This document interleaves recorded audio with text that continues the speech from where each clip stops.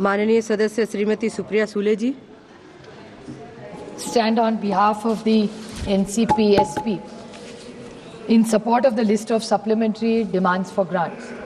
Sir, obviously after every budget, clearly it's evident that every department, states have their own issues, challenges in implementing the budgets.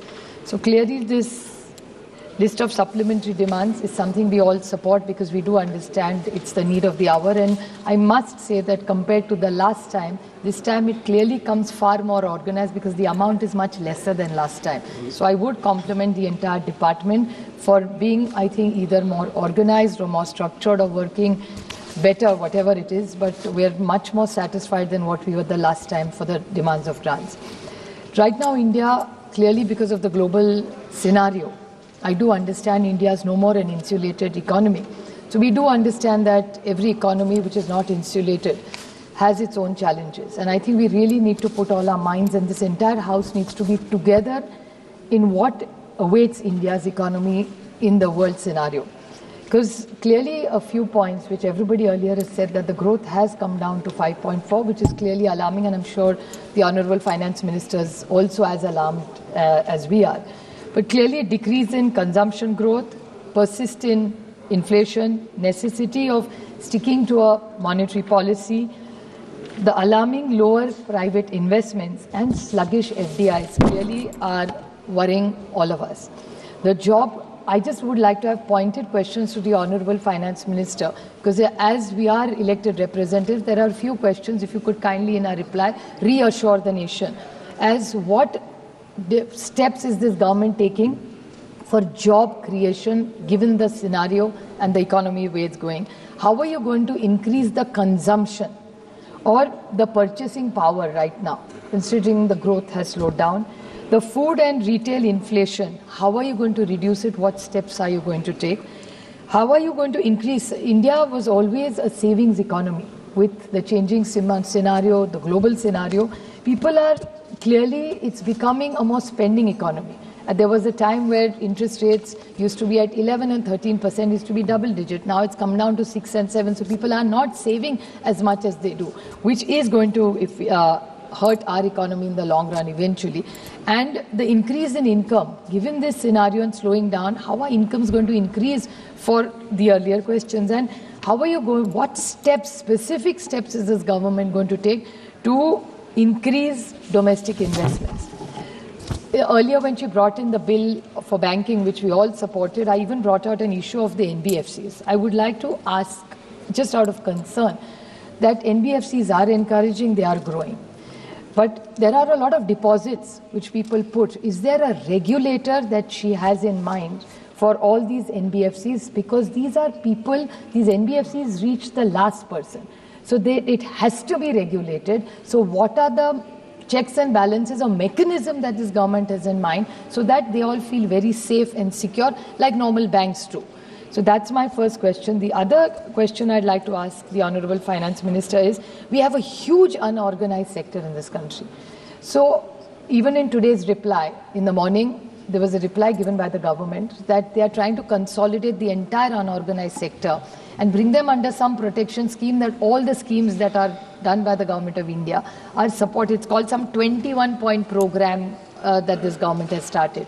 So if there is a huge unorganized sector even today in India, how are you going to consolidate, and is there a timeline for it? Because today you have said you've got about 30 crore people under that scheme, which is not clearly covering all the unorganized sector. So what steps are you doing? And there has to be a timeline. I am not taking away from the intention of the government that you really want to take everybody, which is including the gig workers, the domestic help, all these are even today unorganized. So do you have a plan to bring every Indian who fits in the unorganized sector to come into an organized sector which will eventually help our economy?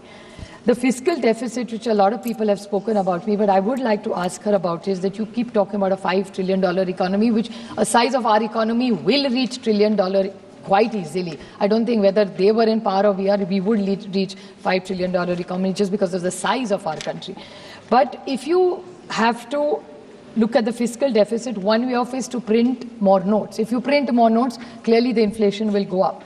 Tax is increasing, you're saying more people are coming in the tax. But what specific steps are you taking? Because whatever numbers are showing that the foreign borrowing has substantially gone up in this country. So how is this government going to manage this fiscal deficit the way the global scenario and India's economy slow down? How are you going to push growth? And the current account deficit, this is another very important question, because exports have gone down and imports have gone up. So if one side you have exports going down, imports are increasing. So how is this current account deficit going to be managed given the global scenario? I'm not blaming you for imports going down. I do understand, no, I'm not an economist, but I do understand that much that given the global scenario, the exports have gone down. So what steps is the government going to say? Because I think the entire reply of the Honorable Finance Minister will give the confidence to this country which it lacks right now because of the war going on. What we hear, President Trump's administration is going on about tariffs. These things come into newspapers and it clearly affects the markets. I would like to highlight one very important point which has alarmed me personally.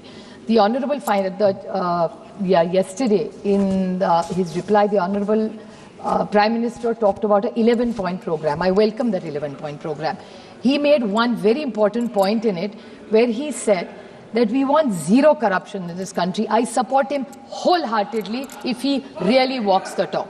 My question to him is, he in 2014 had mentioned that we will work with Switzerland and bring every penny of black money which is in Switzerland back to India. I don't want to get into that 15 crore wala. I'm not getting into that. I'm saying something 15 lakh. I want to make a more serious point in this. I'm not doing a political point here at all. My point is, in the newspapers in the last few weeks, there's an issue about taxation about Nestle. I don't care whether it's Nestle. For me, Next is as X factor, as we can call it. It's not about the company, the point I'm making. We in Switzerland had a very good relationship for decades. We have worked with them. You have talked about economic issues with them, bringing black money from there, all that. So you had committed to the nation that we will work closer with Switzerland and get all that information and bring that money back to this country. My question to this government is, they were a most favored nation for Switzerland with this entire run-in with the Nestle company. And after that, when Nestle was, in 2 minutes I'll mention, it's a very important issue and nobody else has raised it so far, and it's really important, I feel.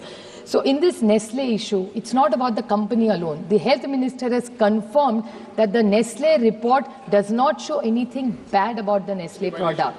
So they have given them a clean sheet in simple language. Now, if we are at loggerheads with Switzerland, they have, from the most favored nation, removed India from there. At one level, we are looking to be a global player, improving our relationships with all the countries. Then why are we not working on this double taxation issue? How are we going to get foreign investments more? How is India going to build a confidence? And Nestle is a global brand, whether we like it or not. I'm not praising a single brand. It's not about Nestle. It's about every foreign company which is looking to invest in India. And it's a win-win for both of us, for Nestle as well as us, because Nestle has a lot of companies and most foreign companies. Also, when we are talking about FDIs, invest in India, they create jobs, they create wealth for Indians, and it helps the Indian economy. So what is the logic of this government, and could you kindly clarify the stand on this? Talking about agriculture, Sanjay Bhaiya is unfortunately not here, but he extensively talked about agriculture. I appreciate that they have started many schemes, but I would like to specifically ask this government that they have committed to a complete loan waiver, especially from the state I come from, be it soybean, be it cotton, be it milk. उनकी सरकार ने कहा था कि हम पूरा कर्जा माफ करेंगे महाराष्ट्र के हर किसान का. So will this government commit, because eventually that economy is not doing well in Maharashtra.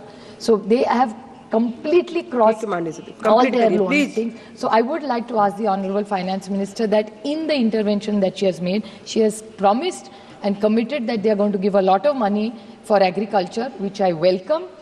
But will there be a complete loan waiver? And आज ही सुबह हमारे नासिक के जो सांसद है बगरे सर, उन्होंने जो which is a combination, वो एग्रीकल्चर मंत्रालय, कॉमर्स मंत्रालय और फाइनेंस मिनिस्टर तीनों को मिलकर इसका निर्णय लेना पड़ेगा कि महाराष्ट्र में प्याज सोयाबीन हो, दूध हो या कपास हो, बट सबसे अभी क्राइसिस चल रहा है प्याज का। सो द कॉमर्स मिनिस्ट्री ने 40% से 20% एक्सपोर्ट का टैक्स अभी लगाया है। उसके बाद पिछले हफ्ते 4,000 रुपये क्विंटल में जा रहा था, आज 1,500 रुपये में प्याज आया है।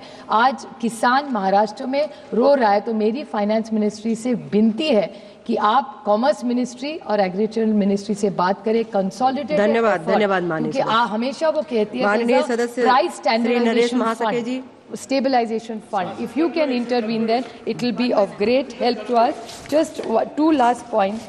You have even asked for money for census and surveys in this thing. My question, no, chalu hai. In this budget, now this government talks about delimitation as well as the महिला आरक्षण bill जो आपने लाया, तो राजी खुशी हम सब ने पास किया था। माननीय प्रधानमंत्री जी ने कल उसके बारे में भी बोला कि बहुत अच्छी तरह इम्प्लीमेंट होगा। अगर वो 29 में इम्प्लीमेंट होना हो तो when will this government have this census delimitation? Our constitutions are 23 lakhs. मेरा निर्वाचन क्षेत्र आज 23 लाख। इसके बारे में अभी रेड्डी जी भी बोल रहे थे कि आज हमें 5 करोड़ रुपया मिला।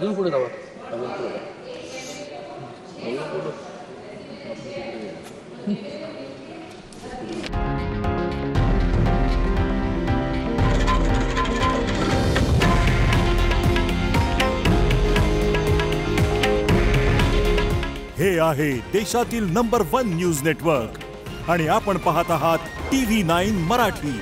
काळजी तुमची, हित महाराष्ट्राचं।